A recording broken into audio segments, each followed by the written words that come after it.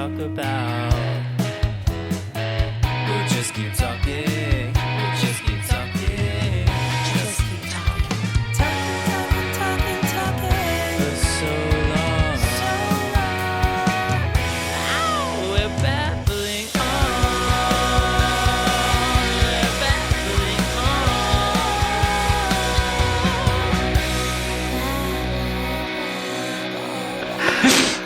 Okay. Is it weird you're kind of far? I'm a little far from you.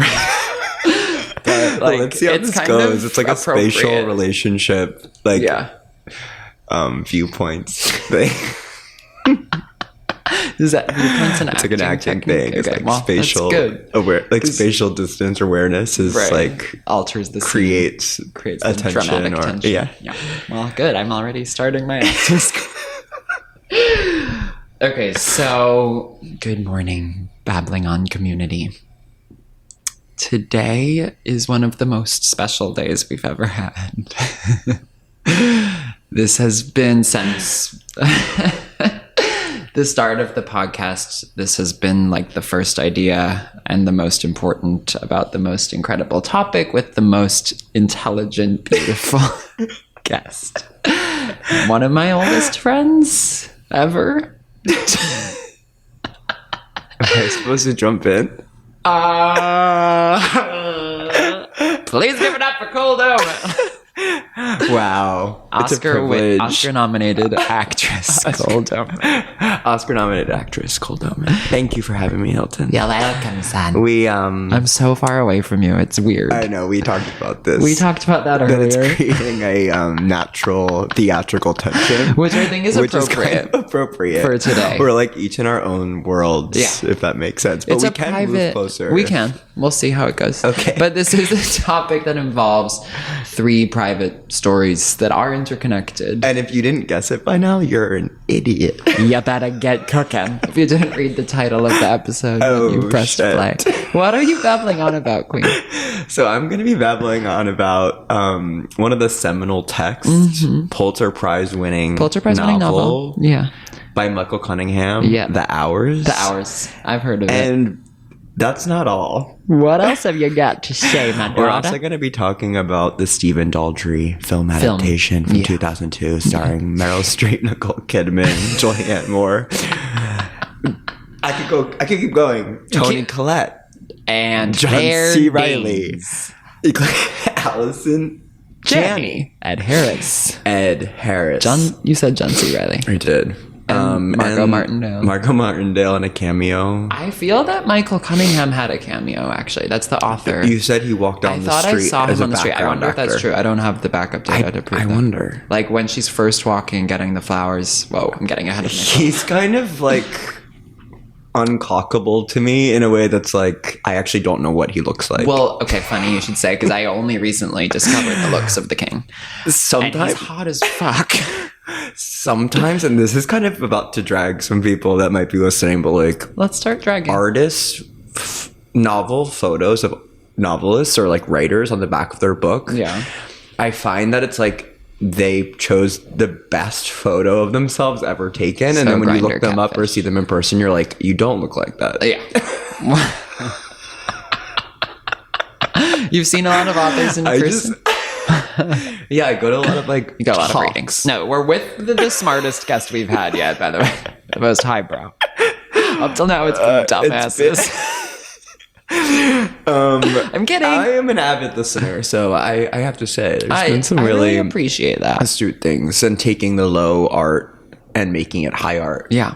And today we'll take the high art and making it low art by doing a podcast about it. There's no way to you can't possibly not like reduce the art in this topic. Crass like way. We'll try our best to honor the text. We're like ultimately like disrespecting it by bringing it to this medium and offensive. And we should just let it speak for its goddamn self. Basically like that's the episode. Just go watch and read it. But as Stephen Daldry, a gay guy, Michael Cunningham, a gay guy, decided they had something to say about these women.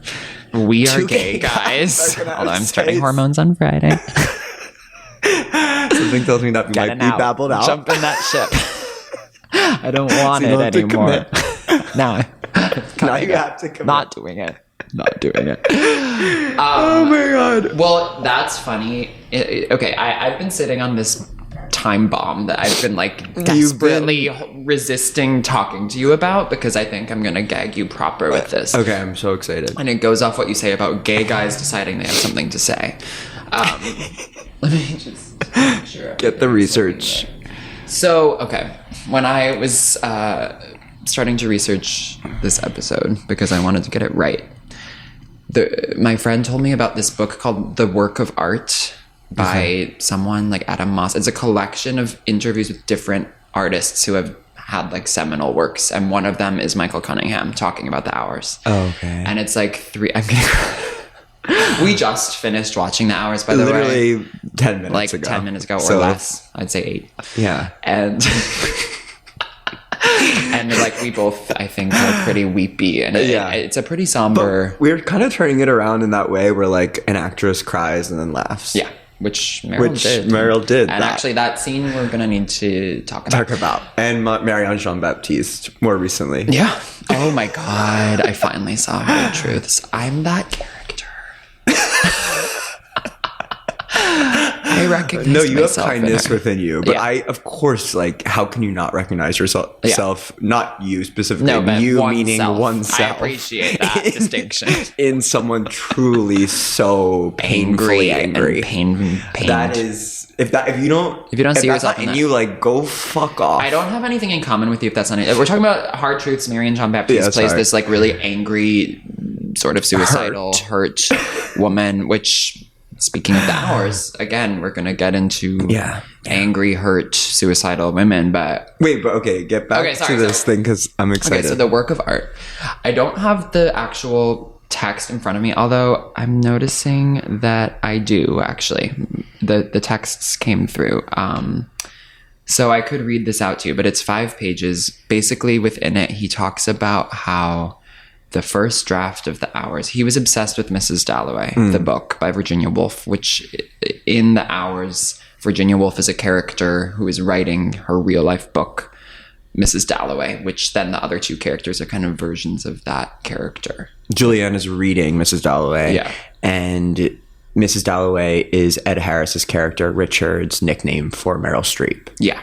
From when they were youths. So hopefully that makes sense, and whatever, if it doesn't, just like follow along. And we are going to spoil, like there's no way not to here, but it's kind of not even, whatever. The point is, the first draft of the Hours was Mrs. Dalloway, like a day in her life, getting the flowers, preparing for this party, but it was a gay guy named Mr. Dalloway in Chelsea.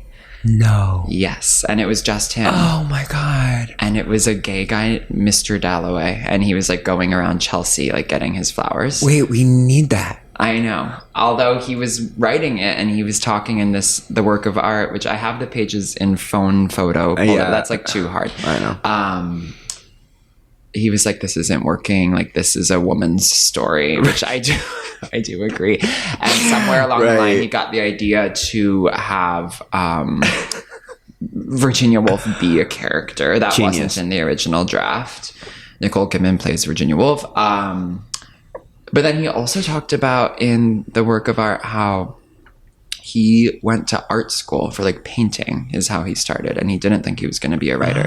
And then he was looking over at like the other students in his painting class, and they were saying, or he was saying that like they would come back to these paintings and like have this burning desire to like fix it and get it right, and he didn't feel that way about painting, and he figured out he felt that about writing. And so like in writing the Hours, he wrote like a ton of drafts, and like it's very different from how it began. And basically I bring that up to suggest like, isn't that just so true to the artistic process? Like your calling, you feel called to return to. Absolutely. No, absolutely. And I mean, I was reading, I read a New Yorker article that was like in conversation with David Hare, who wrote the screenplay, Stephen Daldry, the director of the movie, and Michael Cunningham. And Michael talks about like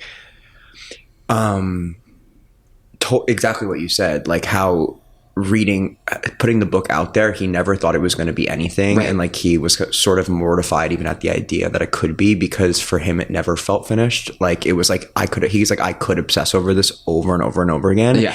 And so for him, there was even no question that like, it didn't come to him to write the screenplay. Like, it went straight to David. He wasn't involved. Obviously, Oh, like really? I think he's a producer on it, and he's like involved in the, But he was he involved in never- making, but he was not approached to write the screenplay at all. And when they asked him in the New Yorker about it, he's like, no, I mean, like, I can't even like fathom imagining this outside of like taking it to the next step, because I've like belabored over this thing that was He like worked on it for forever. so long, and he's like, I can't even see what it is anymore. Yeah. Oh, yeah. Not to cut you off, but like other things are coming back from this work of art thing of like how he thought his previous book, A House at the End of the World or Flesh and Blood, both of those I've read. I've read Flesh and Blood. Yeah, which I really like. But and there's another one that Thomas actually like loves. That's Is it on our House bookshelf at the that End I of the World? Oh, I've read that one. About the three friends. Yeah, that's yes, the that's three a great friends. one. That one's really good. I really like him as a writer, and he has a new book, Day, that I'm in the middle of But he reading. has like a sci-fi one that's like on my shelf. I can't remember what it's called. Is it called like Before Nightfall or something? Because I was looking I'm gonna at look this up, actually. his bookography, and that one had an interesting title. But he was saying like his editor thought some other book of his would be he's his hot, big actually, hit. you're right. No, he's really hot. He's like insanely Oh, he had a new book out last year called Day. Day. Yeah, I'm haven't reading read it yet. now. Oh, you are? Yeah. Which is, it's an interesting Specimen comparison. Days is what it's called.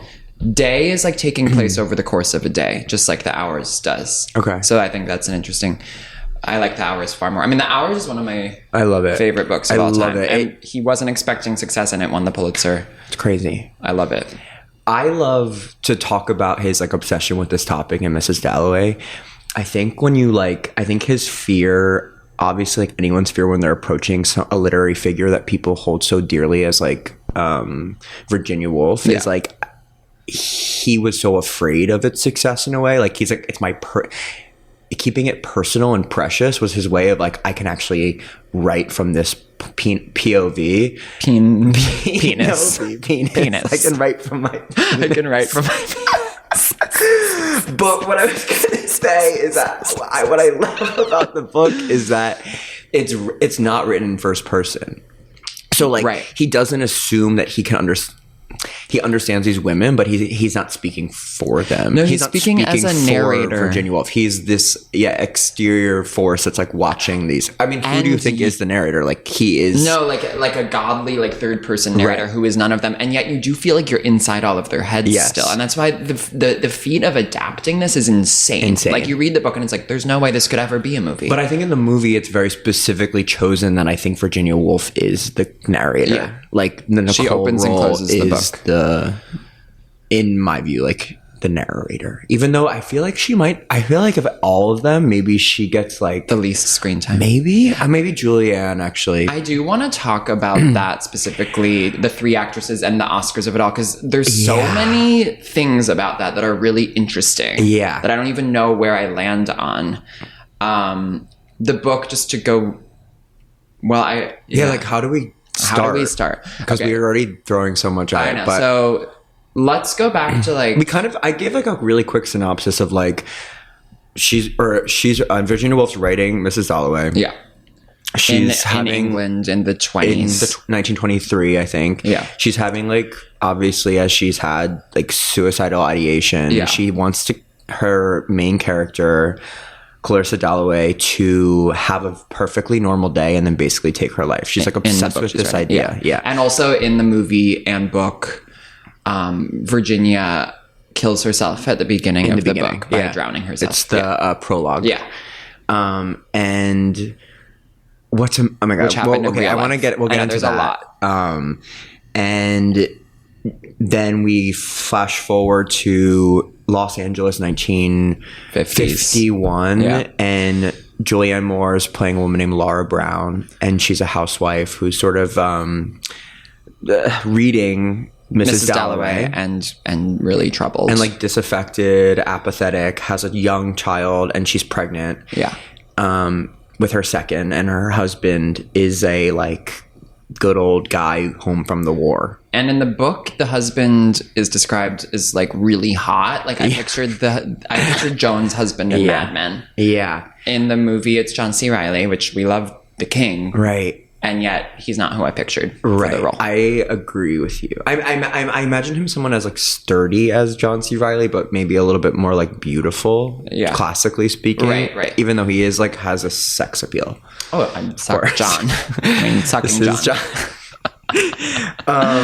And what's the third one? Yeah, the third is Meryl Streep playing a woman named Clarissa. Do we know her last name? I don't know, but she's called Mrs. Dalloway by Richard Harris, who plays this poet that Clarissa is throwing a party for because he just won an award. He has AIDS.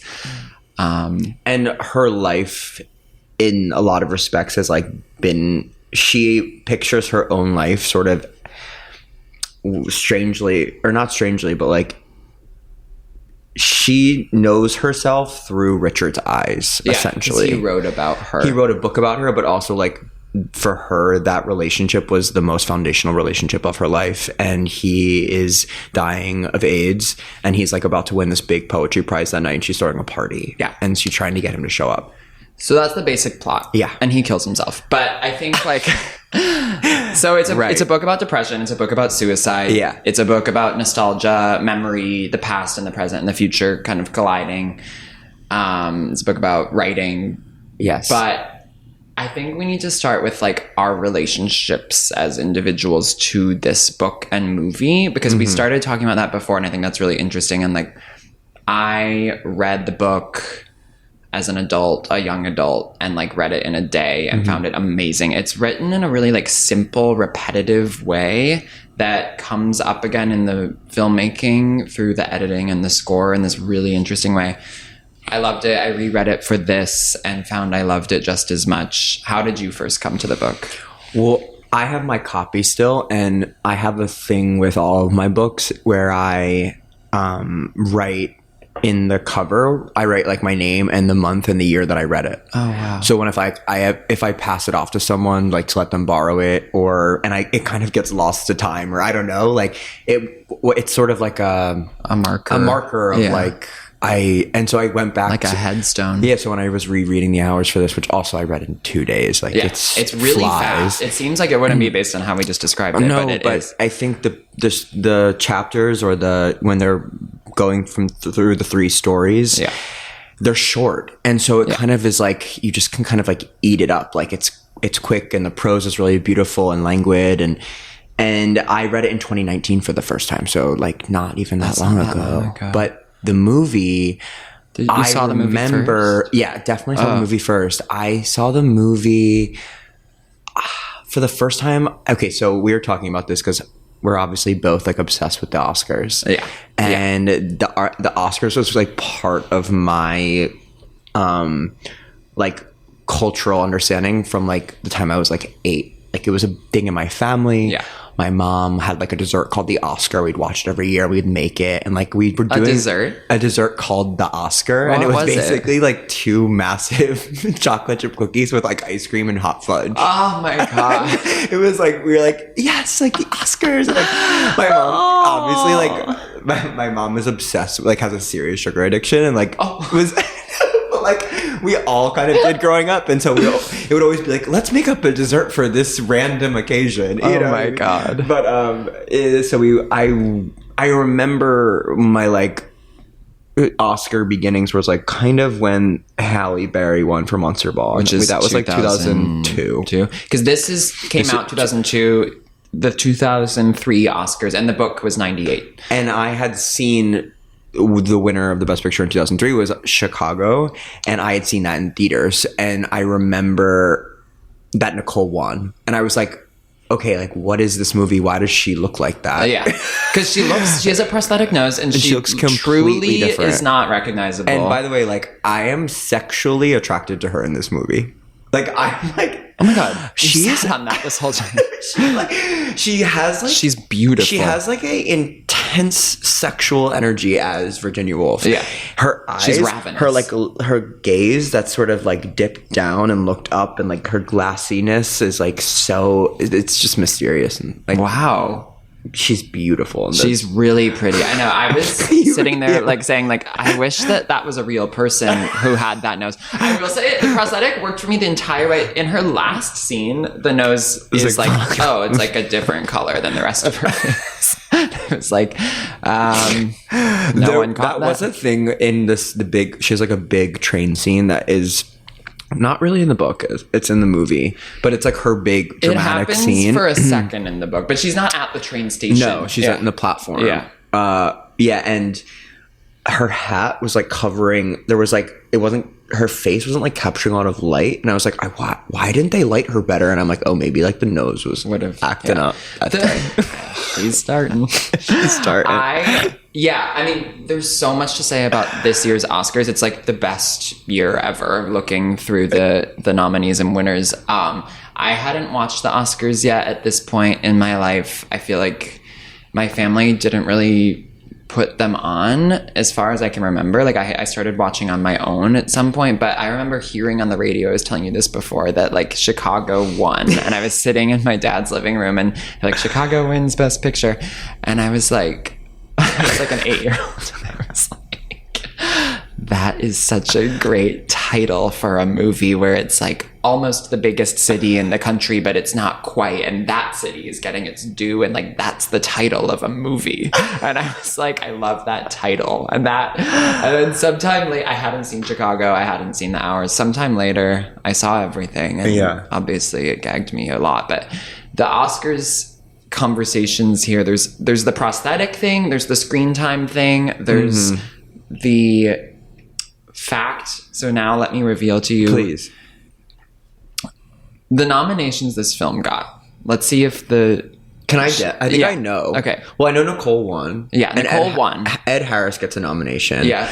Nicole won. Julianne gets snubbed somewhere, like Golden Globes, but then does get the Oscar nomination, or is it reversed? I don't know what happened with Julie regarding Globe, but she got the Oscar nom. But no Meryl. Exactly. Which is wild. Which shocked me. I thought going into today that they all three did. But Meryl was up for lead, and Julie and Nicole supporting. Except, Nicole won for lead. She won for lead. Nicole won for lead. This is so interesting. Yeah. Like, and now in 2025, like, everyone is like dying to be the supporting. And like, you're the lead of the movie. I mean, like, category fraud, but like the opposite. There's a lot. I mean, it goes both ways. It happened it's like again. More graceful. No, same. Like, and it's kind of a very similar thing actually to Olivia Colman in The Favorite. Totally. And both in Nicole's case and Olivia's case, I'm like, I can see why they were chosen as lead, and I think they should have won. Yeah. So like, it works. But Meryl, no nomination. But it gets so because so Meryl doesn't get nominated for this, but she did get nominated this year for adaptation. Supporting. Oh my god! Okay, which is an amazing movie. Which is an amazing movie. Performance. And Charlie Kaufman's like my favorite screenwriter. And that's great. But it is weird. We're both like frothing at the mouth talking about this. Well, then there's another complication. Okay. Which is like, if you think that like, oh, Meryl got her consolation with adaptation, so it's okay she wasn't nominated for this. It's like, well, Julianne was also nominated this year for Far From Heaven. In lead. That is insane. It's like spread the wealth a little. I know. It's these three women getting everything. Well, but like they deserve it. They were the best. They were the best doing it at that time, or like at least one's getting cast in like interesting things. Yeah. I mean, right. The interest. Here's what I'll say. Yep. I have things to say about this, and I don't want this to be seen as anything other than like just an observation. Okay, sure. The movie has a dramatization that is required for filmmaking to keep the pace, right? Like to keep the viewer involved. The book is not as dramatic. Are you specifically? Well, yeah, keep going. And I mean, like there's less subtlety in the movie with like the suicidal ideations of Julianne's character. Suicide. Also, I think in a lot of ways, which is interesting that Meryl missed for this, is I think Stephen Daldry didn't understand Clarissa as well as Michael Cunningham did. Interesting. In what facet can you put your finger on What it? I think makes her such an interesting character is that she is like, and what is crazy is at the end in the movie, Meryl is having this moment with Richard's mother, played by an older version of Julianne. Yeah. And she shows up at the she's end. explaining herself why she left her son and her family. It was like a survival means to like, it was either that or she was going to kill herself. Yeah. And Meryl is like giving the most stunning, like compassionate, pained, like listening. Yeah. And that to me reminded me that like Clarissa doesn't suffer in the same way that the rest of these people do, at least not in the book. And I think if she does, it's not because she's innately depressed or like burdened. It's because she wishes on behalf, but also she wishes she had the tortured quality. Yeah. She's so attracted to that in her, like, you know, like she's not a poet. She is the observer. She's the observer. She's the subject. She's of the poetry. subject. Yes, exactly. And that's why it bothered me that Meryl's performance, or the way it's written in the script, is like she handles it really beautifully, but I think the character is a little hard to understand in the movie. What would you have changed? If I may just say one thing about Meryl, like I think she's obviously like one of, if not my favorite actress, and I think this is one of my favorite roles of hers. There's one scene that when it's between her and Jeff Bridges that didn't quite work for me. Yeah. Like I felt like... So she has... I guess maybe how I would feel is like maybe the catharsis of Richard, you know, at the end, jumping out the window, would have had more of an impact if that was the first time we really saw her like... fully unleash something. And even I think the scene with Julianne at the end would be like even more moving. Yeah, you know, there needed to be a bigger... Yeah, and because I think the scene with basically Jeff Daniels, who plays if you haven't read or seen, like, you probably should just read or see, because we need to just be able to talk. No, but it's into the nitty gritty. But like, that's what we have to do. And like, if you haven't read or seen at this point, about this, like we're here to babble. Yeah. Like that's the point of the podcast. If you haven't read or seen the hours, you need to burn in hell at this point. Totally. So, you have your work cut out for you. So when Meryl Streep's character and Ed Harris's character, Clarissa and Richard, were young, they like basically had a romance for a summer and like have become attached ever since. But at some point there was a fork in the road and Clarissa decides like, I don't want to be with you romantically. She makes that decision. Oh, I thought he did. No, I think she does. Okay. Yeah. And at the same time, that same summer where they spent like a summer in Wellfleet. Where we've spent time in Wellfleet. Like our lives are not the so movie different. dragged hard. Dragged us pretty hard. God. There was a third party involved, and that was who became Richard's like long-term partner. This guy, His name is Lewis, played by Jeff Daniels.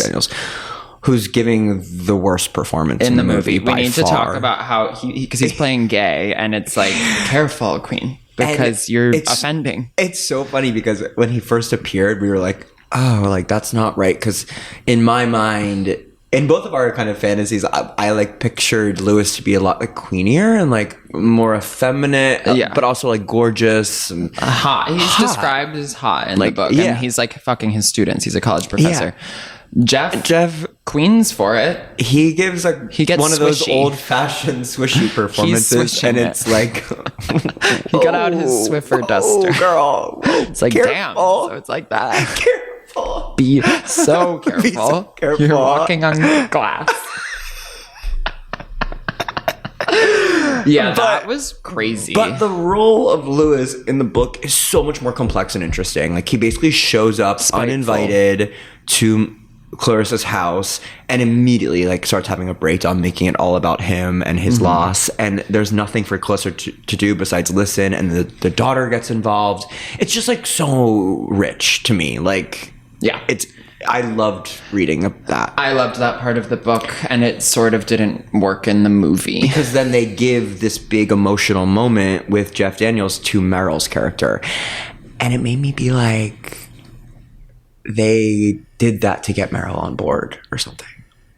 Like they because that moment doesn't really exist in the book. The other performances have multiple opportunities to like really show the chops, and Meryl is genius whether she's standing still or giving a breakdown. It's nothing against Meryl. But I can understand making it a bigger theatrical moment, an Oscar-y moment. Yeah. Which is interesting because she doesn't get nominated. Right. Which is kind of faded, maybe. Shady. I don't know. Like I thought she had. That's the way. Like I've gone my whole life. Because we walk around talking to people at parties. Like, so by the way, Julianne, Meryl, and Nicole, right? And it's like, oh, I've been spewing lies because Meryl didn't get on. I mean, I even watched all of Meryl's Oscar-nominated performances, like as a big part of my life, and I included this one. She should have been that's she should just have on been. period. Yeah, thank you. I was hoping you would say that. But can we talk about the 3 performances then quick? Yeah. Or not even quick, but... Okay, also, which one would you want to play? Oh my God. I would want to play Virginia. Yeah, I can see that. I think that would be my best I can see that. Nicole is unbelievable. Nicole is so good. Unbelievable. And she won.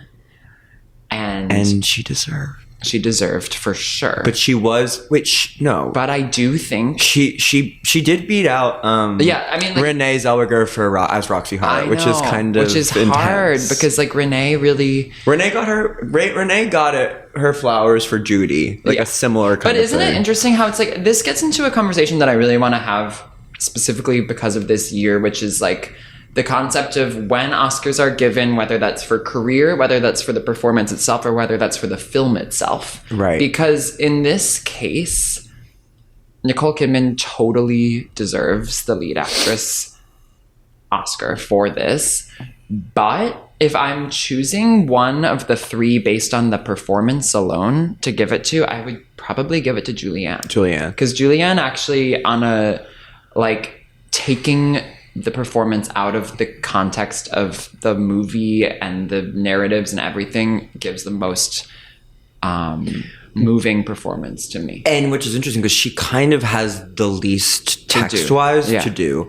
But I remember reading in the same New Yorker article that Julianne heard that Scott Rudin had the rights to the book and called him directly and was like, I'm supposed to play her. You're kidding. She's like, I know what to do. What? Yeah. Oh, that just changed. Yeah. The character is like this. I can't imagine it like anyone else. No, it's a very Julianne Moore, it's performance, it's very iconic of what she does. No, beautifully. It is her to a T, and if the things were different, but I mean, then you look at the other supporting actress nominees, and of course, the person who needed to win supporting this year is Mrs. Zeta Jones. This is the year of Chicago, and give it to Catherine. You can't deny it. That's the most earned Oscar in history, I would say. She tore so She hard. She took a bundle of papers and tore them. A lot of ripped papers on the floor. There was a lot of There's nothing that can stand beside Catherine Zeta-Jones in Chicago. There's nothing. And yet, Julianne, in the hours... Here's the line that I highlighted for Julianne in the book for the character Laura. She says,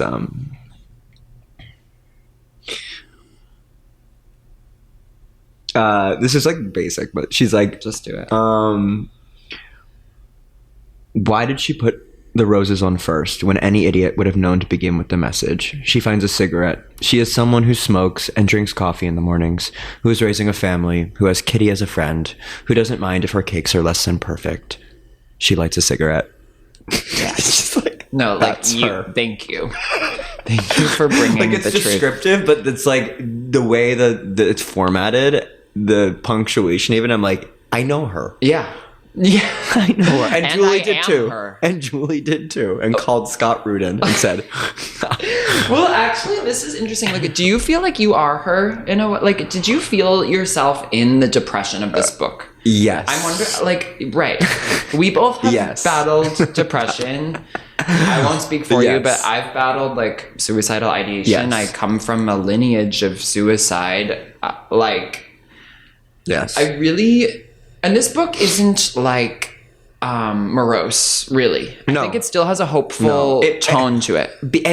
Honestly, I think it's the pace. It moves. It moves. So it It's a doesn't thriller in a You way. don't sit in anything too long. And the prose is like straightforward. It's straightforward, it's simple, and yet it's repetitive but not boring ever. Totally. And like, I guess you could say that it's propelled along by this sort of like uncertain fear of like who's going to die, is someone going to die, and like you're in the movie especially, you're wondering if Julianne's going to kill herself. In the book, you're kind of wondering what's happening. And so I wrote down that like you would think that the foreboding and the thought of someone's impending death is what propels you along, except that's not quite it, because we've now read the book and seen the movie multiple times and you're still riveted. Mm-hmm.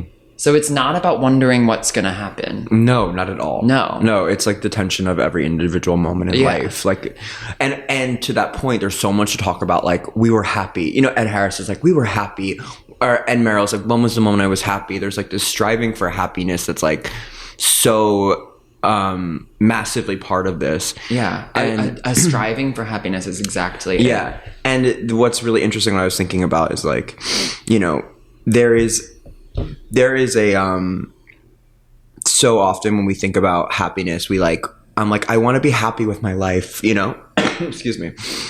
But the truth is like there needs to be you need to have happiness in your life, not like with your life.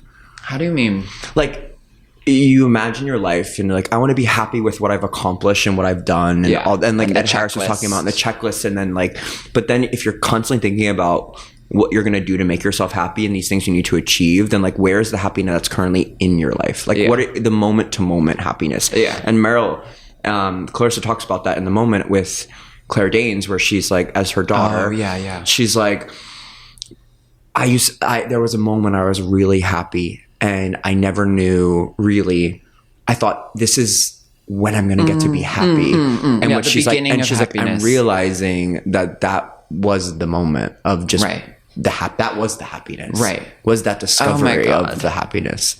That's beautiful.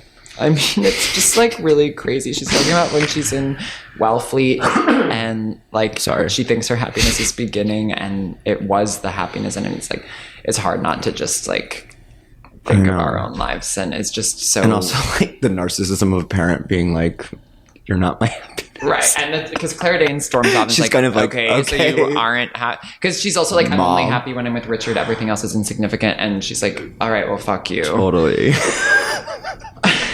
But I think that's what makes the book, like, it won the Pulitzer and it's so acclaimed, and the movie has 9 Oscar nominations, and it's like this huge moment because I think really it's not about the plot. It's about people. Most people, I think, can see themselves in, it's a universal thing. You can see yourself in the yearning for happiness. And I guess it's like the title, The Hours, comes from Richard. Yeah, he says this line, which I don't even remember when I read it the first time or saw the movie the first time, but in rereading it, I was like, oh, there it is.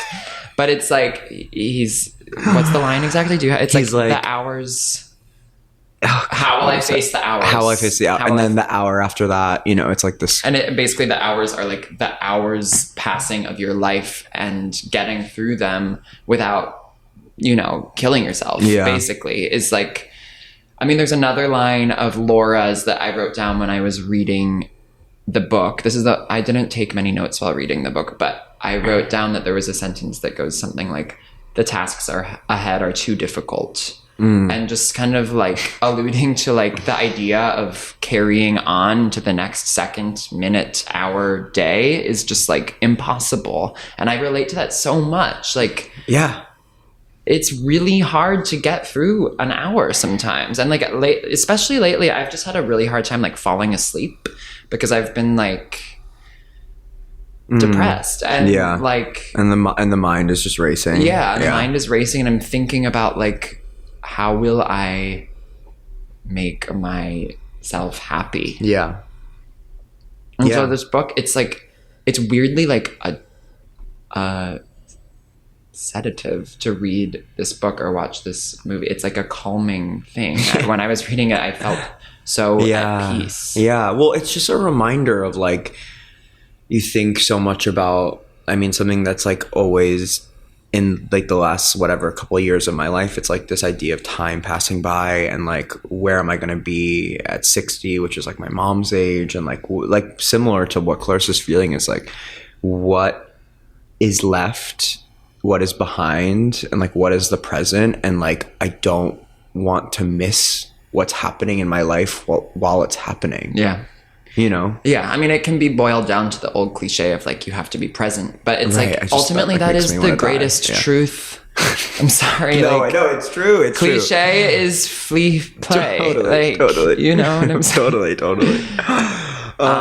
Okay, so let me circle back to... Oh, wait, also really quickly, I want to just note that this is like, first of all, the movie opens and it's like, it's like Miramax. It's like, okay, Mrs. Weinstein came to town. And then it's like Scott Rudin. And it's like, I don't know Scott's tea. Really. Okay, well, I'll send you an article or two. Yeah, send me the literature. But to that note, like, this budget was $25 million, which is like not nothing, but it's small. Yeah. With those actresses, and then Stephen Daldry had just come off of Billy Elliot, like, you know, it's Stephen Daldry. Yeah, and it made $108 million at the box office. That's that crazy. movie about like four women like debating whether like it's weird. It's weird to describe the plot because it's like why do people respond to this? It's incredible. Yeah, and that's why we're talking. That's why we're talking about it. Also, it's funny. Like there's funny. Like I was laughing out loud. Nicole is funny in it. Julianne is. What's the moment with Toni Collette where she's like, I wrote with it Ray. Down. She's like, Toni Collette plays the neighbor that comes and asks Julianne to feed her dog because she has to actually go get like a cyst checked on her uterus, which is really sad. And like in the book, Laura talks so much about in like this really like sort of rigorous way about how like Kitty was everything perfect, all the stuff, and like it's so interesting how like now she has the husband that's like handsome and amazing, and Kitty's like suffering, and she talks about it with like in this way that's really like kind of intense and also kind of funny. And like it's also kind of heaven how the quiet bookish girl ends up with the hot guy, and they're like, we all have hope. Not that I was like the quiet bookish. It depends girl, on which context you're looking at me in. Like depends by the hour. Wait, I have a funny quote in the book. Okay. It's like a scene between Kitty and Laura, and she goes, they like they're getting coffee, and Laura's like, oh, we've got to get together soon. Really, it's been ages, and Kitty goes, this is such good coffee. What brand do you use? And Laura goes, I don't know. No, of course I know. Folgers. What brand do you use? Maxwell House. It's good too. Mm-hmm. Still, I'm thinking of switching. I don't know why, really. Well, this is Folgers. Right. It's good. Like, what? It's like they don't know what to say. No, they don't have anything to say. It's the perfect conversation. Right, it kind of is. It's like, oh yeah, like I wanted to try that, and they're like, and it's like, yeah, I think I might. It's like, okay, girl. It's like, but why? So it's just so funny because it's like these daily little minutia that shouldn't be worth mentioning, and yet it's everything, and it's riveting. And then in the movie, I think the line you're thinking of is when they're in this same scene, they're talking, and it's Julianne Moore's husband's birthday, and they're talking about the birthday, and Kitty, Toni Collette, which by the way, my mom hates Toni Collette, but she's since corrected her ways. She's taking that back. If she listens to this, she's going to be upset. She has like rescinded that. Yeah, Mom, we've cleared your name regarding the Toni. But anyway, Tony's like, oh, happy birthday to him. And Julianne looks at Toni and goes, and Ray is Kitty's husband, and goes, does Ray have a birthday? And then she makes a face of like, oh, like, of course he does. Why did I ask that? But immediately she's like, does Ray have a birthday? Yeah, of course he does. It's like two women who have never spoken to each other yet they're like friends, and they're actually like and desperately Tony Collette's wanting incredible to and this like kind of in a different movie but in a way that I like love. Yeah, it works for the character because the character's kind of living in a different world. Like I'm talking, this movie is just like also an actor's dream. Like every even supporting role has like one amazing scene with one of the women, and it's like, I mean, it's brilliant. delicious. I mean, I don't know. The adaptation of it is just a feat. And it's funny that this comes out the same year as Adaptation, the movie with Meryl in it, It's which crazy. is another crazy adaptation of a magazine article into this whole thing about adapting things. But the book, you could never imagine being a movie because it's so just about the language and interior, even though it's not first person. The way it works, I think... Let them know. The score, my love. The score. Philip Glass. Let's say the score. say the score. The body keeps the score. But this score is kept by more than just the body. And the score was bodied. So Philip did something. It's called you're Body. still with us. There's 5 babbles still here.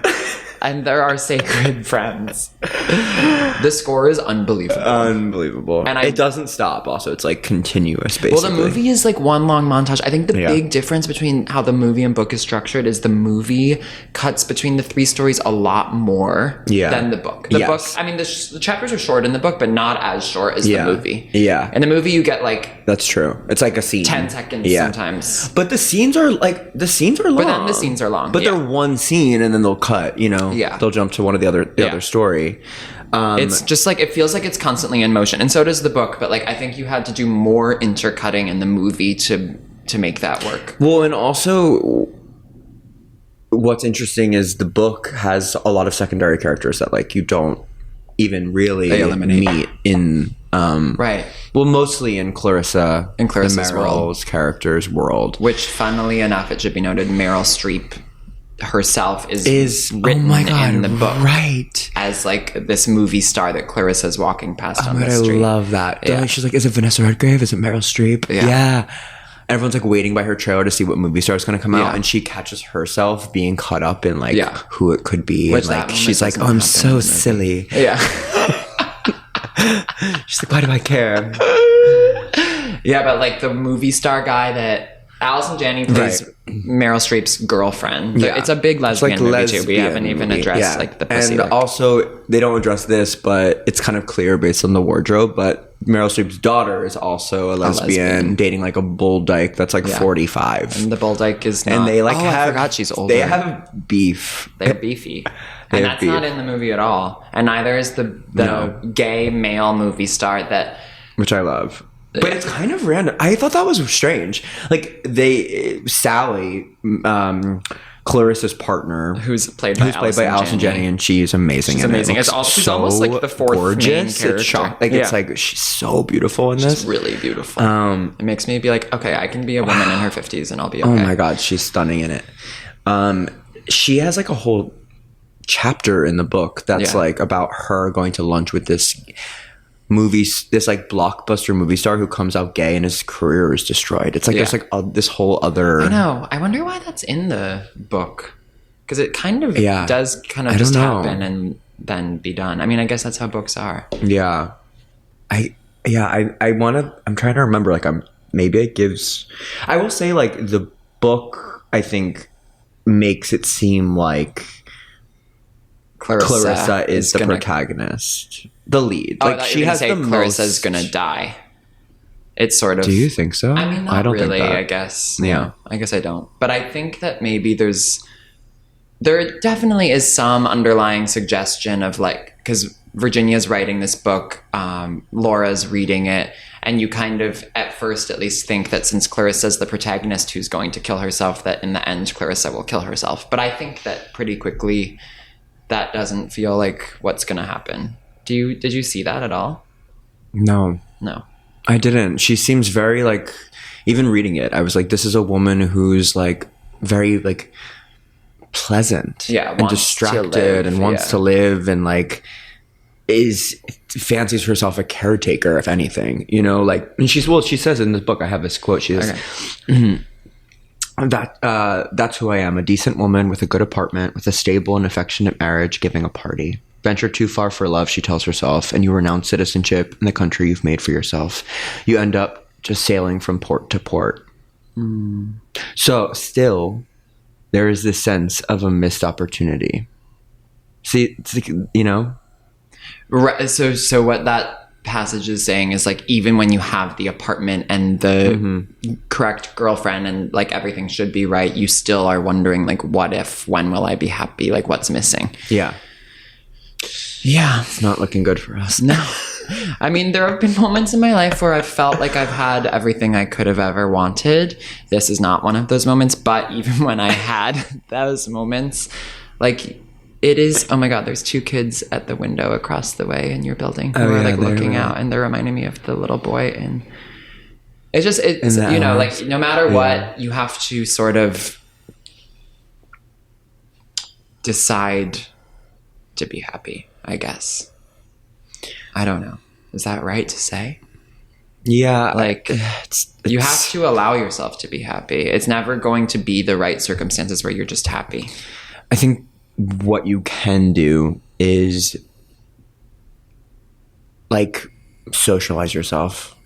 You mean like surround yourself with people? With other people. I mean, totally. And like make friends That and is like the big, have love. big thing. That's like the only thing that can Other stop people you bring from you to joy. killing yourself. Totally. I mean, seriously. Yeah. I mean, happiness is other people, you know? I agree.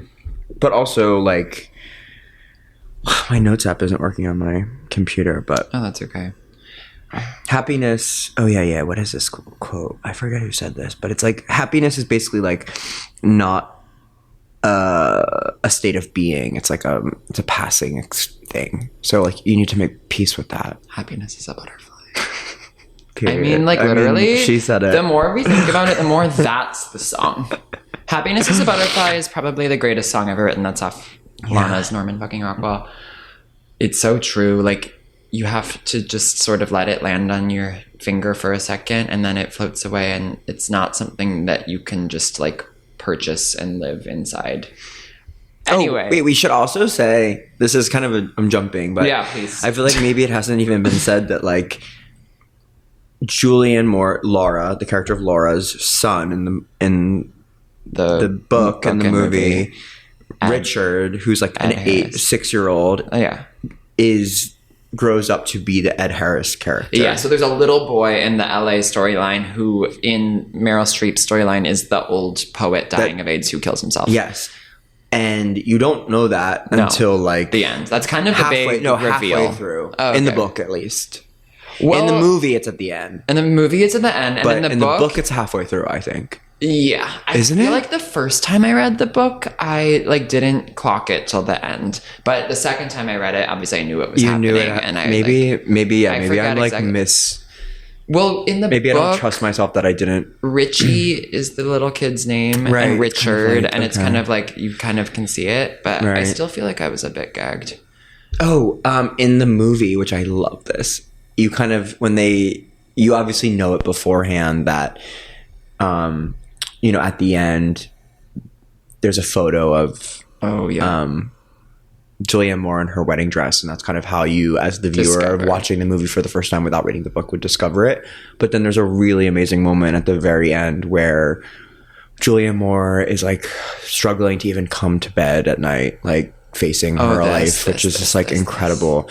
And they cut to the little boy sleeping, and on his pillowcase is like the blue rocket print fabric that Richard wears grown up as like a bathrobe, which is like very much part of the book as well. Yeah.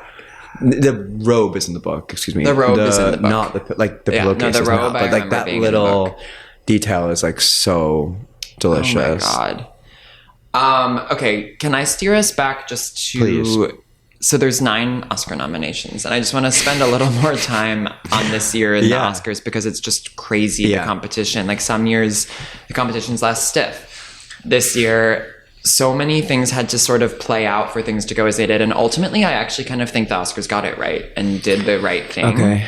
But wasn't there like a Todd Haynes snub for Far From Heaven? Oh, Yeah, probably. And But it's, like, I meant in always respect snow. to this Movie. and Chicago, I guess. Okay. But we'll get... So, okay, did you want to guess the noms? It was Picture,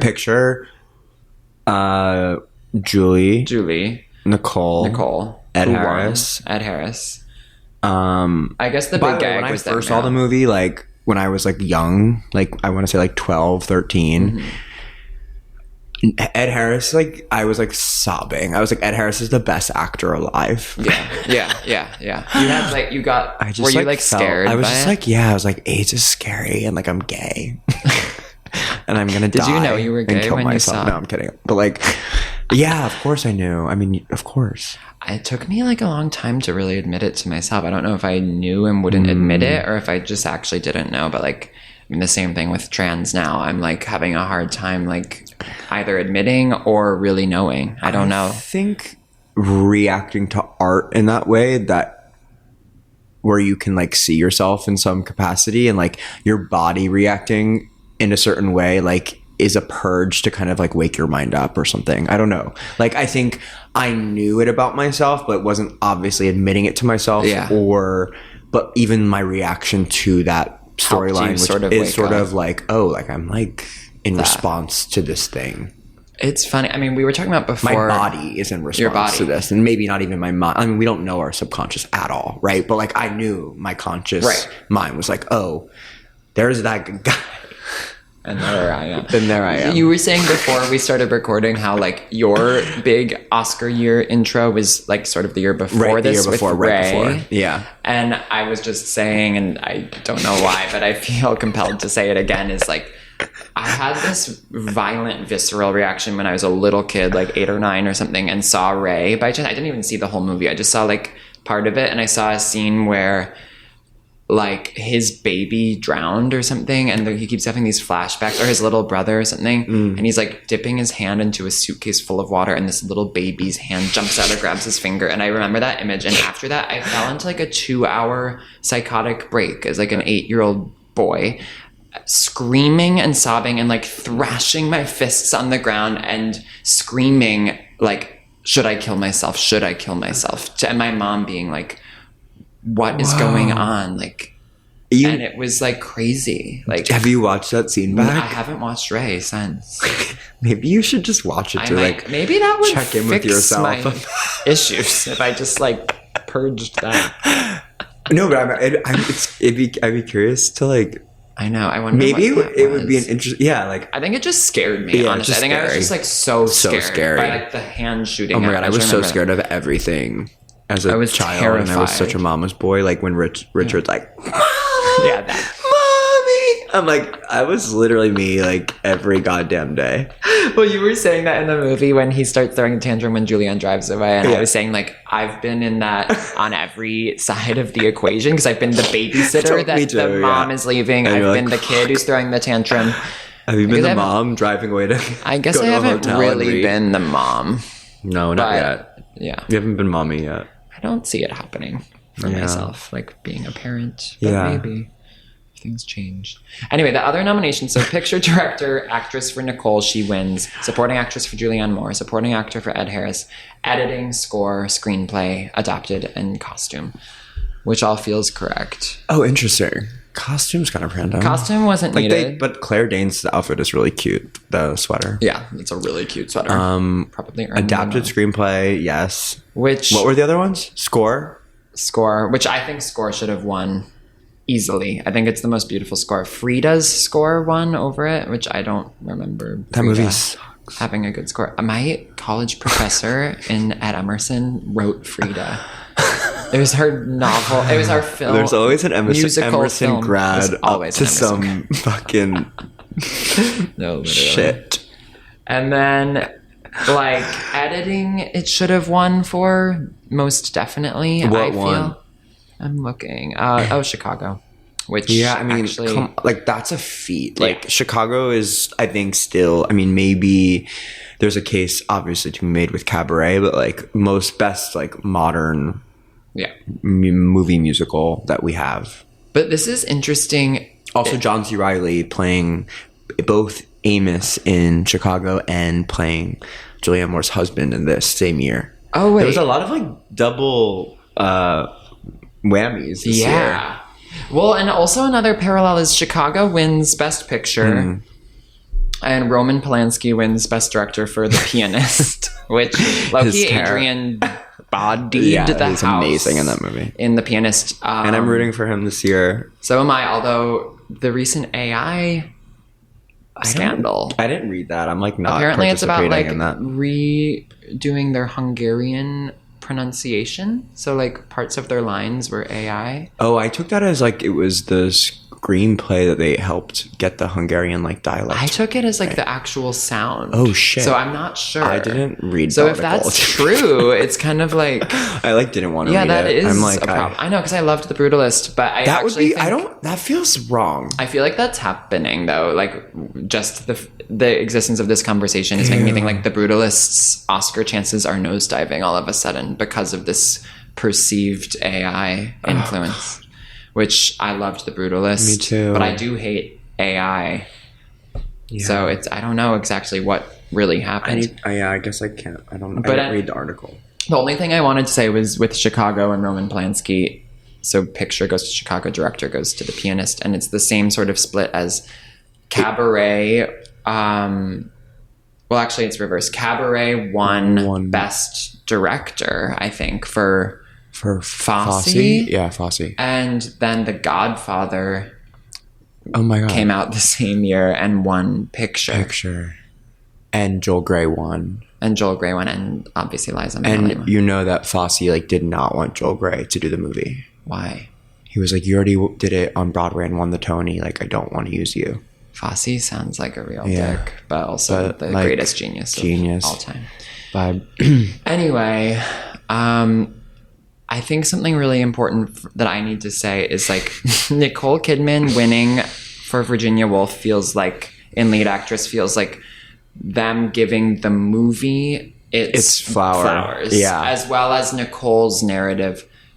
Yeah. Nicole her flowers and I actually don't have a problem with that, with at least the first part of that, of giving the movie its flowers. Like, I do think it should be based on the performance, but I also think it should be giving Oscars on, like, the quality of the film, you know? Like, sometimes there's a performance that is greater than the film it's in, such as, I don't know, maybe so many Best Julianne Actress Moore and Still Alice. Literally, yeah. But, like, still as a whole, I kind of don't have a problem with the Academy giving awards to performances because they want the film to be honored. Totally. You know what I mean? Totally. And like Nicole Kidman as Virginia Woolf in the Hours is like one of the most amazing parts of the film, and I think I'm glad she has the lead actress Oscar for it. And this is kind of before Julianne Moore gave a more like intense performance to me. Yeah. But I think that in a way, Nicole's performance is like almost unrecognizable. That's the other thing. And like, we don't know Nicoleisms quite yet at this point in like 2002. And Julianne Moore had done Safe, Far From Heaven. They're all a little bit like women, like a suburban woman. Like, I don't want to degrade the performance like that. Like, but people were this is specific and interesting. But like, people knew what she could do in that way. And I mean, maybe they did with Nicole Kidman. What I was just Googling is like, when did Birth come out? The Jonathan Glazer movie. Oh yeah. Because I was like, and Birth was the year after 2004 it came out. Oh, that's interesting. Which is interesting. I wonder what, like, if they shot them.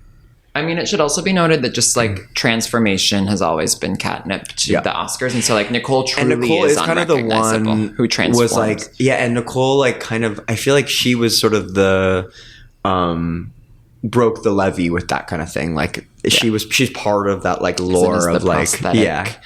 I mean, I was watching a video interview between her, or no, it was like her like life and looks or something, and she was saying that when Stephen Daldry approached her and said he wanted her to be in the Hours, he was like, he gave her the offer to play Virginia Woolf, and she's like, oh, like no, like I'll play the housewife or like the other character, but I can't do Virginia. And he was like, no, the offer's only for Virginia.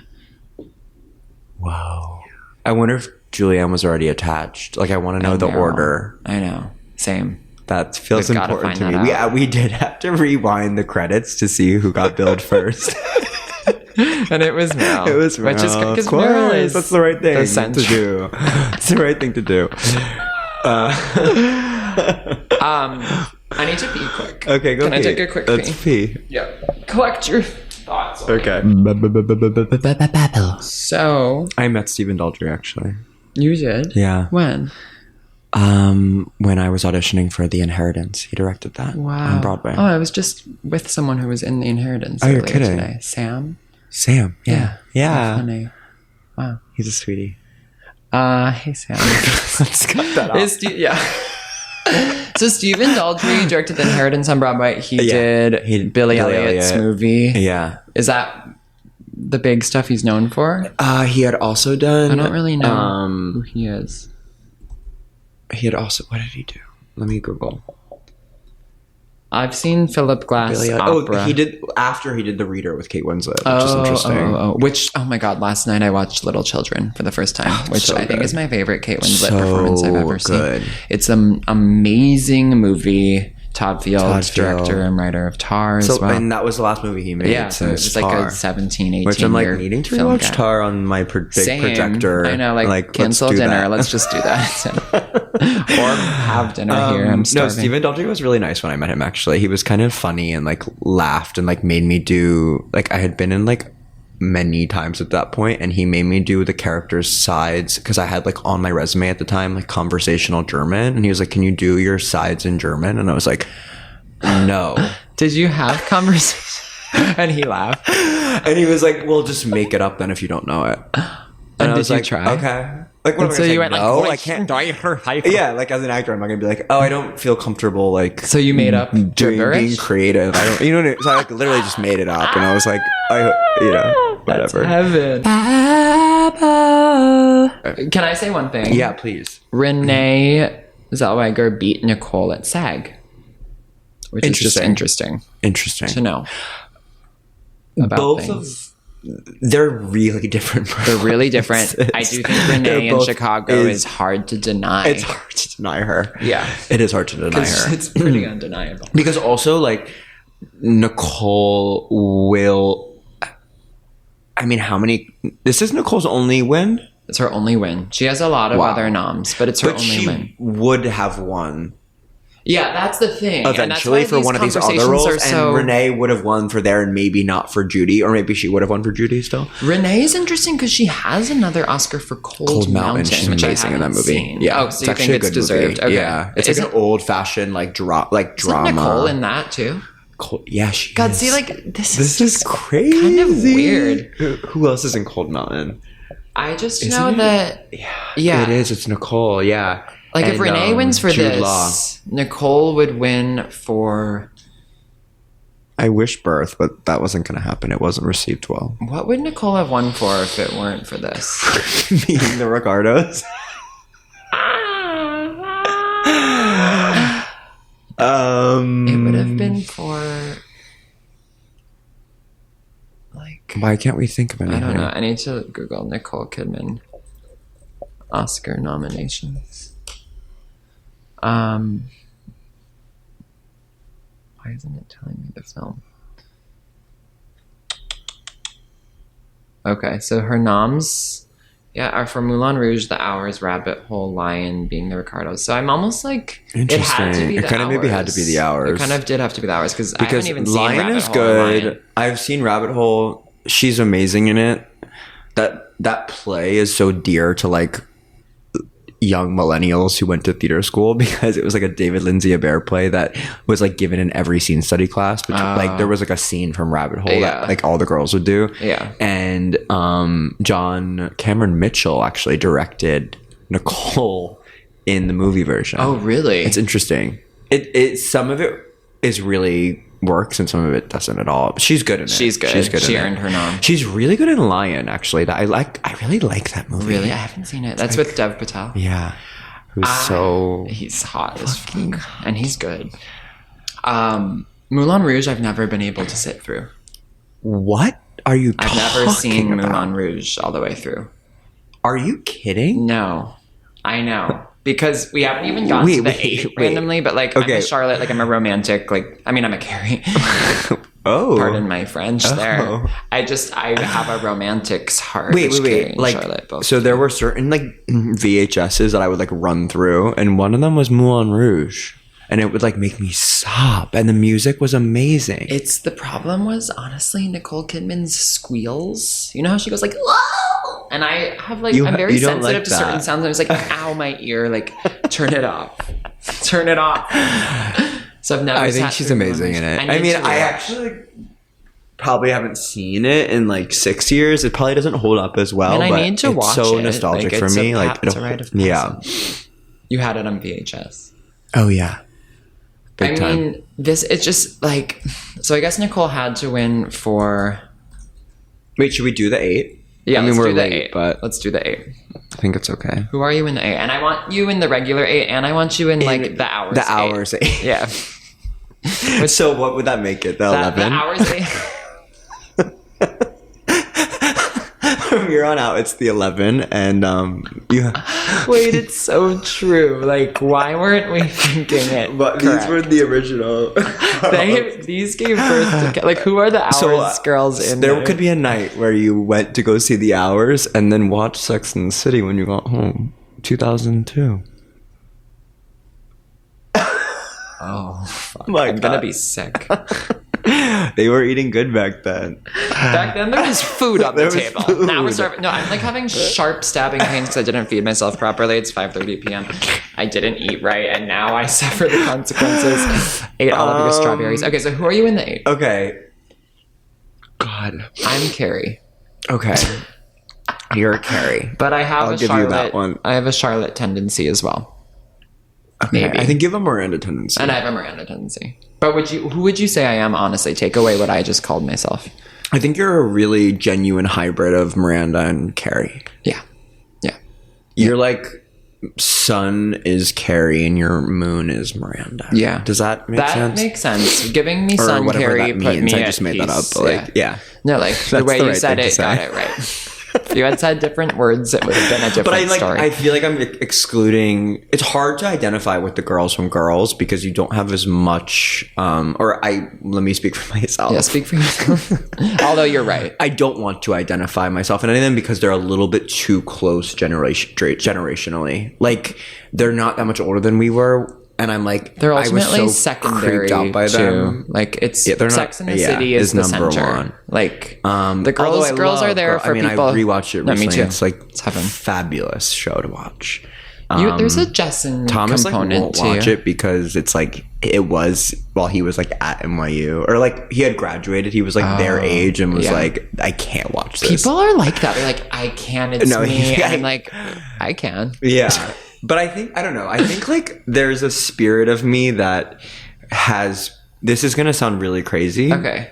But I think there's like a Charlotte Jessa combo. And I don't know that exists in many places. No, it doesn't. It found a hopeless place.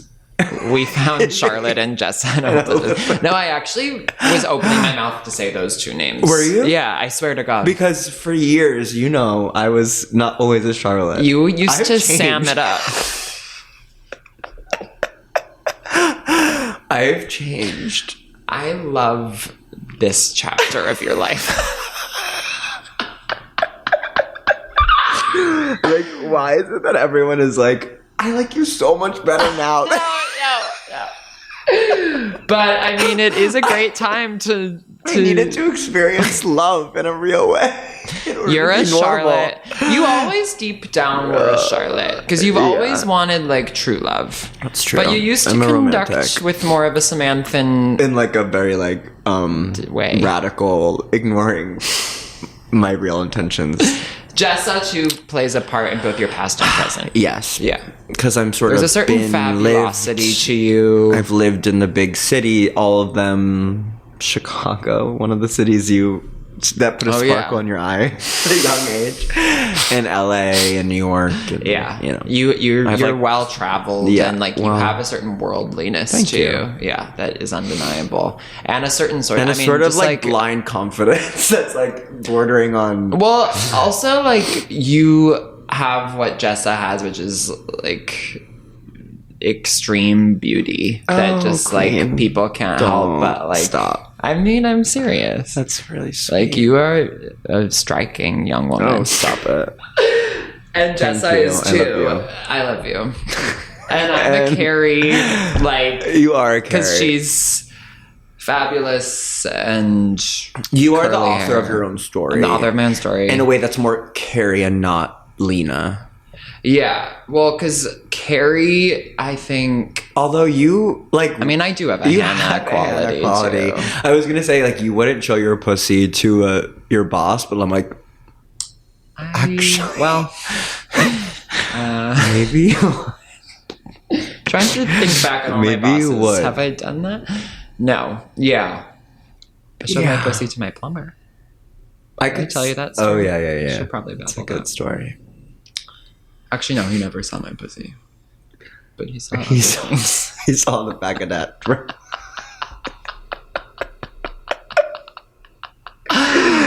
I'm a Carrie, like, I don't Yeah. know. You just, and then, of And you course, ri- I am you're a a Miranda. writer. Too. I'm a writer. And I also am, like, God. extremely, my emotions sometimes control me more than I control my Well, emotions. that's true of me. That's why we're friends. That's why we're friends. Queen. And wait, so that actually brings up, like, so this movie is about writing. This movie is about emotions controlling a person, Yes. which is a big thing we connect on. And Yeah. bye-bye. Yeah.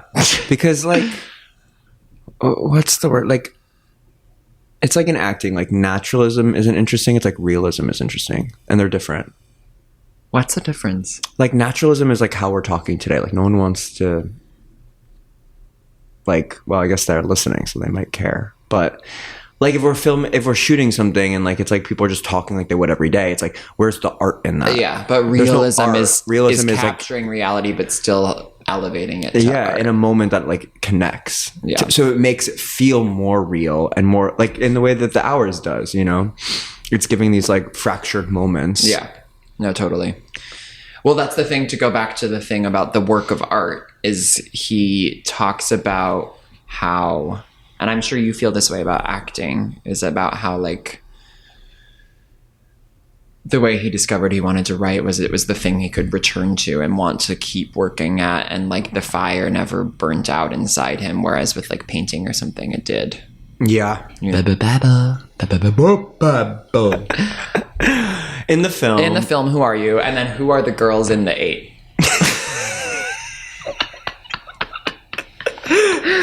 Okay. In the... I think that you are... I don't know. It's hard. I think I'm, I sort of think you are... Yeah, what do you think I am? Okay. I sort of think you're Meryl. Meryl. Yeah. I sort of think Yeah. you're Meryl. I love that. I see that. I'm a broken record here, but I feel like no one will be surprised when I say I see myself as Virginia. Yeah, I see that for you too. Yeah. As Nicole. Should we assign the other girls? Yeah. Okay, so I think Miranda. You think Miranda is definitely Meryl. Yeah. Yep. And Meryl think- Miranda. Charlotte is So, I mean, also Meryl. oh, that's interesting. Because, I mean, I feel like a novice would just immediately, like, Charlotte's Julianne. That was my first thought. Yeah, but no. but then you think deeper. No. By the way, have you no, I listened know to these Are You girls. with Charlotte? Kristen Davis's new podcast. It's happening. No. She has it's a just her podcast on called- her own Sure. monologuing about her experience on the show. Oh, girl. It's unreal. She needed that. She needed that. And I'm doing a A pantomime that we won't divulge out of respect. Right. Although now it Now it's sounds obvious. like- okay. Oh, like what? I don't know. It's just like the thing you were doing wasn't that bad. Oh. But there's other finger things that could be worse. Right. I'll cut that. So okay, so Carrie would be Carrie would be the daughter, Claire Danes? no. Carrie would be Virginia? Ed Harris. Carrie would be Ed Harris.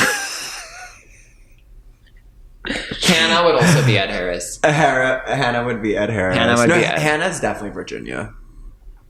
Oh, Hannah's virgin. Yeah. Hannah's virgin. Marnie is... Shosh is Kitty. Shosh is Kitty. Marnie is... like, almost Marnie Janney. is... Yeah, that was where I was going to go. She's more the Allison Janney, maybe in the book, than she is in the movie. Allison, that character, Yeah. Sally. Yeah, That's Sally. the character's name, right? Sally. And then Jessa is, of course... So we didn't assign anyone Julianne, which is interesting. It's hard because she's like... She's so trapped in her own making, in a way. Her performance to me was amazing. truly riveting. Like, I forgot... You need to go watch Far From Heaven. I've Like- seen it. Oh, you I've seen have? it, yeah. What were we talking about I haven't earlier? seen Map to the Stars. Oh, bitch. Yeah. Oh, I haven't bitch. seen Map to the Stars. You have to see that. Is it really good? It's unreal. Is that your favorite of her performances? No. No. I think Safe is probably my favorite. It's so funny. I mean, the layers. This conversation is weirdly meta because I watched Safe the day, like, on a Tuesday morning. I got the phone call that my dad had killed himself. And that afternoon, I watched Safe. I don't know. I don't know why I did that. I don't remember a thing about the movie. I didn't understand. Maybe, yeah. I mean, I was like, Yeah. not well, Yeah. obviously. Yeah. Oh And my I God. didn't understand the movie at all because I was not really thinking about what I was looking at. Right. I was thinking about other things. Of course. But that will always now be my trying to, like, association yeah. with that movie. I don't even know what happened in Shit. it at all. I just remember her sitting on a couch at one point. Yeah. She's going through a sort of grief of her own, like, sanity, in a way. I don't know. I think my favorite performance of hers But she is amazing in Is- Map to the Stars. She might have won, like... is this. I think this is my favorite Julianne. She might have won Cannes Best Actress Really? for Map to the Stars. And it's David Cronenberg? Yeah. Oh God, she plays like an actress. Oh my God, it's so good. I think one thing I would do in life would be to give Meryl her Oscars for... She has them for Kramer vs. Kramer, Sophie's Choice, and The Iron Lady, right? If I were to go back and revise, keep Kramer vs. Kramer, keep Sophie's Choice, and I would give her third one for The Devil Wears Prada. Yeah. She's amazing in She's that. amazing in that. Yeah, Julianne won Best Actress at Cannes for Map to the Stars. Although- You need to watch it. What year was... Julianne won Cannes Best Actress for Yeah. Pulitzer. I won't accept Meryl's win for Iron Lady as appropriate. Especially because... Was that Carey Mulligan year? Pulling it up now? No. drives me It crazy. wasn't Carrie, but it was something just as painful. Egregious. I'm going to tell you now. This is actually maybe my most, like, firmly held Oscars Snub. opinion, which is Meryl should have won for Devil Wears Prada, Okay. which clears the way for one Mrs. Rooney Mara For to win for Oh the my girl God, with the yeah. dragon tattoo. I thought she won for some reason. She was No. nominated but lost to Meryl for the Iron Lady, which isn't right. Who else was nominated that year? Glenn Close for Albert Nobbs, which I haven't seen. Viola Davis for The Help, which I'm sorry, like, how do I say this? Like, I loved The Help, I love but it You know who has was amazing in The since Help? aged wrong. Jessica Chastain. Unbelievable. And so is And so is what's her name? Octavia Spencer. Octavia Spencer. Yeah. She won for The Help, She didn't won. she? She won. And then it was Michelle Williams for My Week with Marilyn, which I haven't She seen. was good in. But yeah. Yeah. What else do we need to say here? Or do you think Closing remarks. Closing remarks, yeah. Dead bird. There's a dead bird in the book and movie, and I just wanted to bring up that there was a vintage store in the building that I lived in when I first moved to New York that had all these pictures of dead birds that she had taken herself, the owner of the vintage store, on the walls. And I applied to work there, and she didn't hire me. I don't like birds at all, so it was That was disturbing, even weird. though it looked really fake. Oh, she makes out with her sister, which is kind of tea. Oh, yeah. That is tea. And then to her sister, who doesn't invite her to her big party in London, and Virginia goes, even crazy people like to be asked about that line. Like, even if I'm too crazy to be allowed to leave the countryside to go to London, I still wanted the invite. Yeah, I'll keep that in mind. Like, keep that in mind, because that situation is coming. And Nicole choosing a pen when she's beginning to write as Virginia. Oh yeah, you liked that. But yeah, and smoking a cigarette and having like the way Virginia writes. Yeah, let's have cigarettes after this, please. Definitely. Unless you're quitting. I'm not quitting at the moment, but I'm going to really soon. I'm quitting after this one. Her writing process is the dream of how someone should write. Like in a sunny, quiet room filled with papers and a quill and a cigarette. Not on a fucking MacBook in your apartment, like staring at the Google Doc, being like, it's hell. It's so hell. It's so hell.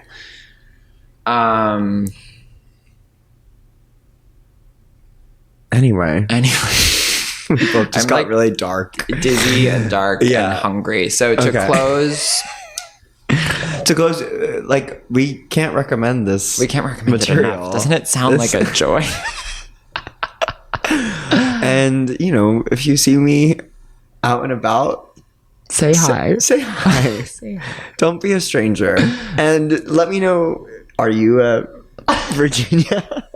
A Clarissa or a Laura? And by the way, like, the new aid is, are you a Virginia? Are you a Clarissa? Are you a Laura? Or are you a Sally? Or a sister? Or a Kitty? Or a Claire Danes? Or a Julie? Is that her name, Julie? Claire Danes? Oh, yeah, Julie. What's the sister's name? Abigail? Something like that. Yeah. There's a few different ways to cut the 8. Totally. But moving forward, like... Don't be a fool and leave out all the numbers. We're about at 25, because then you factor in Valerie Cherish. You factor in the 5 Big Little Lies girls, and like... Wait, the 8 is actually the 26. Well... guess again. Because actually, both Meryl and Nicole... Imagine season 3 has Julianne. They're not doing a season 3, are they? Oh, they're entering production. Oh, Jesus Christ. And I'll defend season 2 till we go to war. I can't support season 2 because they like screwed over Andrea Arnold so badly. I know, that is fucked. And I don't respect that. But I love me some fish tank. But I love season 1. Yeah. And I love Fish Tank. I love Fish Tank. And Michael Fassbender's really hot in that movie. Oh, I forgot it's him. That's one of the hot That's like my favorite genre of movies, like the teen girl and the adult man. Like Fish Tank and Diary of a Teenage Girl are like my 2 favorite movies. And, Notes on a Scandal and Little Children are like my 4 favorite movies. What's your letterbox for? And then we'll close. That's a good way out. My letterbox 4 is Melancholia, Lars von Trier, Stranger by the Lake, Alain Guillaudy, Yi, Edward Yang, Nashville, Robert Altman, and I'll throw in a 5, which is Clueless, Amy Heckerling. Oh, fun. Love it. Love it. And mine are... What are yours? The Piano, which I recently saw for the first time. Saw Holly Hunter at a Mexican restaurant in Vanderbilt and went up to her and said, The Piano is one of the greatest performances. And her husband backed me up, and she held my hand. She's everything. She's Mrs. Incredible, by the way. Mommy. I need to see Network. That's Mommy. Silence of the Lambs. Incredible. Jonathan Demme. Jodie Foster. Good God. Also Anna Paquin in The Piano. Like, let's just say Jonathan Demme is genius. Rachel Getting Married. The guy that did Rachel Getting Married also did Silence of the Lambs. I didn't know that. Oh, I did not know that. So that's a mind to be studied. I've told you about this, right? Where Olivia Colman in The Favorite goes... Yes. Rachel Weisz is like, the war is not over yet. And Olivia goes, oh, I did not know that. Okay, but so I'm pretty sure you've brought that up on a different podcast episode. That's like all I can think to say. The other 2 would be All About My Mother, Pedro Almodovar, and love. He won adapted screenplay the year of The Hours came out at the Oscars. Yes, which I haven't seen. And yours would be Cabaret. No, I think the it's fourth. original. Was it It was original? original for Talk to Her, which I haven't seen. Oh, wow. We're gonna need to watch that. And then Little Children would be my fifth mention. Okay. Yeah. Recent. Yeah. And your best picture choice? For This year. we just have to cover all bases really Honora quickly. for me. Okay. This year. Yeah, Is that's a what good I one. want to win. Yeah. What do you? I mean, like, The Brutalist. Yeah. It's kind of like And the AI film bro thing. to say, but like it's the best movie of the year. It's I so think. good. And I had Makes Thanksgiving me dinner sob. with Brady and Mona. And they always like I can't dox them. Like I was gonna say where they work. Oh, like their co-working like where I've space? seen them. Oh. Like I don't want to do that. Well, they're king and queen. Yeah. Love you, Cole. Love you, Hilt. This was so great. Thanks for listening if you Thanks made it for this listening. far. If you made it this far, we love you. Bye. Bye. Remember to babble. We'll just keep talking. We'll just keep talking. Just keep talking. Talking. For so long. We're babbling on. We're babbling on. Seminal is created, produced, and edited by Hilton Justin.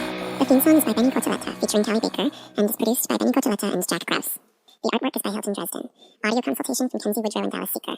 Special thanks to Alec Cohen, Natalie Rotter-Waitman, Molly Montgomery, Nick Krause, and to everyone who has subscribed to Dabbling on the Substack and refused to shut the fuck up.